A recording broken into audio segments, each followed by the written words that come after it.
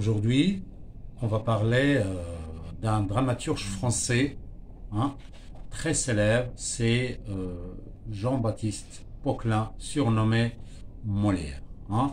Il a vécu bien sûr sous le règne de Louis XIV. Et quand on dit Louis XIV, ça veut dire c'est le roi soleil, un roi très fort, d'accord, à l'époque. Bien. Donc c'est un dramaturge qui est né en 1622, d'accord, à Paris, un Parisien, est décédé en 1673, d'accord, lors d'un malaise, bien sûr, dans la quatrième scène du malade imaginaire. Hein, il a trouvé bien sûr une difficulté d'enterrement, puisqu'à l'époque tous les acteurs étaient des excommuniés. Donc personnellement, le roi Louis XIV avait intervenu pour enterrer en catimini dans une paroisse, si vous voulez, la dépouille du célèbre dramaturge Molière. Bien. Donc c'est le fils d'un tapissier, d'accord, dans le palais royal à l'époque de Louis XIV, d'accord.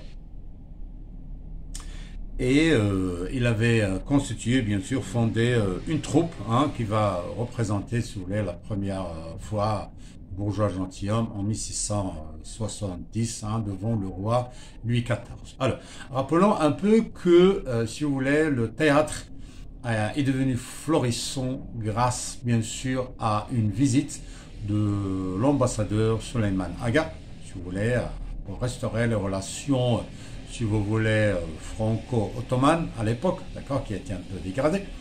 Et le roi Louis XIV avait bien présenté, si vous voulez, donné beaucoup de présentations, une bonne cérémonie devant Suleiman Aga, qui croyait un prince, d'accord, si vous voulez, envoyé par un émissaire de Mohammed IV, si vous voulez, le sultan de l'Empire ottoman. Bien.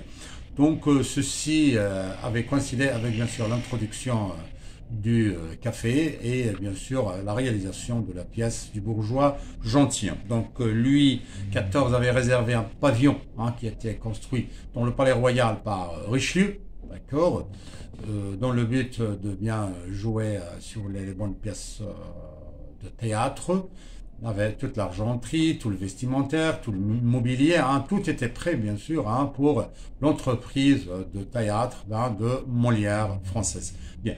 Donc, quand je dis Richelieu, d'accord, ça veut dire c'est l'homme politique, bras droit, si vous voulez, un cardinal qui était bien sûr Premier ministre sous le règne de Louis XIII, père bien sûr de Louis XIV. Bien, donc ici on va parler d'une pièce de théâtre, le bourgeois gentilhomme, d'accord, bourgeois gentilhomme, si vous voulez, une pièce de théâtre comique, dont le héros est Monsieur Jourdain.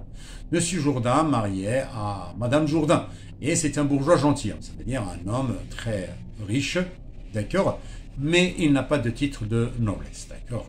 Il ne fait pas partie de la seigneurie. Et ceci, bien sûr, est une critique de la part des seigneurs qui avaient besoin d'argent, bien sûr, auprès des, si vous voulez, des bourgeois qui étaient très riches, d'accord, comme on va le voir, bien sûr, ici, sous la pièce de théâtre. Bien, je rappelle que c'est un bourgeois gentilhomme, un snob, qui voulait, bien sûr, d'accord, qui voulait marier sa fille à un roi ou un prince turc, d'accord, ou bien à un noble, un seigneur, d'accord, un lord, un père, d'accord, alors qu'il se trouve, bien sûr, si vous voulez, fiancé à un homme très pauvre, d'accord.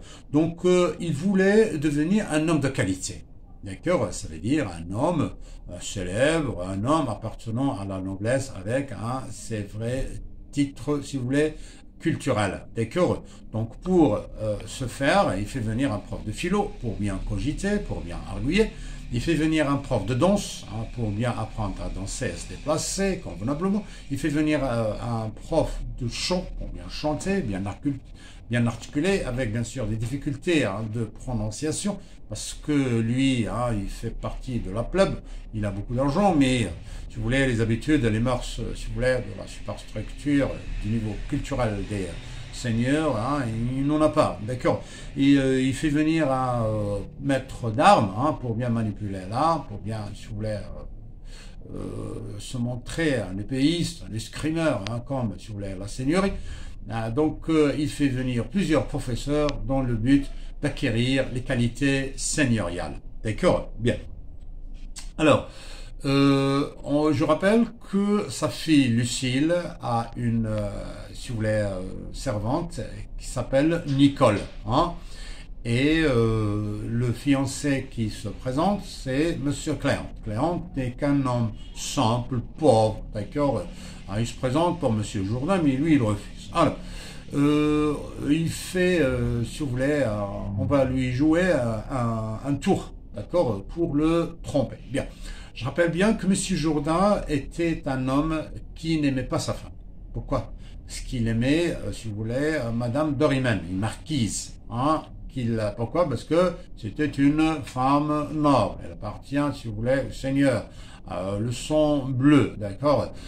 Mais Madame, si vous voulez, Doriman n'aimait pas Monsieur Jourdain. Elle n'aimait en lui que son argent et ses cadeaux, d'accord. Donc, elle aimait Monsieur Doran, un marquis qui lui aussi demandait beaucoup d'argent, empruntait beaucoup d'argent sans rembourser à Monsieur Jourdain, avec bien sûr beaucoup de cadeaux qu'il recevait, dans le titre bien sûr d'accorder à Monsieur Jourdain un titre de noblesse, un titre de seigneurie. Bien. Donc on va, si vous voulez, faire un tour, d'accord, ça veut dire se mettre d'accord, avoir une grande complicité, toute la famille, tout son entourage, d'accord, y compris Madame Jourdain. Madame Jourdain, Coviel, Cléante, Nicole, Lucille, tout le monde ici, si vous voulez, va se mettre d'accord pour présenter Cléante comme un naga, un prince turc, qui va demander la main de Monsieur Jourdain. Celui-ci, bien sûr, accepte volontiers, d'accord, mais il sera, bien sûr, dans un cortège, sur les comédies ballets, tout le monde chante, tout le monde danse. Lui sera bien sûr, si vous voulez, honoré dans un grand carnaval, et elle accepte bien sûr le mariage. Alors, je vais dire que Monsieur Jourdain s'est trompé, d'accord, sous la demande, si vous voulez, de Cléante, qui s'est présenté en prince. Il a bien accepté. Si vous voulez, on va assister à plusieurs mariages, si vous voulez, dans cette comédie ballet, dans ce carnaval chantant, dansant, si vous voulez, sous la l'égide, sous la présence, si vous voulez, la présidence du roi Soleil, de Louis XIV. Donc, si vous voulez, Cléante va épouser Lucille, Monsieur Jourdain, bien sûr, il ne faut pas épouser, si vous voulez, Doriman. Doriman va épouser Doronte, le marquis, le seigneur. Lucille va épouser Cléante, et Nicole va épouser Coviel, le serviteur, bien sûr, de Cléante. Bien. Donc, c'est un tour joué, d'accord, on a bien manigancé, on s'est bien moqué de Monsieur Jourdain pour, bien sûr, le faire rentrer dans le ridicule. Ridiculiser devant le roi Louis XIV pour faire rire le roi. C'est le roi qui doit rire, d'accord, qui doit trouver un plaisir, une distraction, d'accord, une satisfaction, si vous voulez, comique, dans cette comédie, ballet, où tout le monde doit rire, chanter et danser. Merci.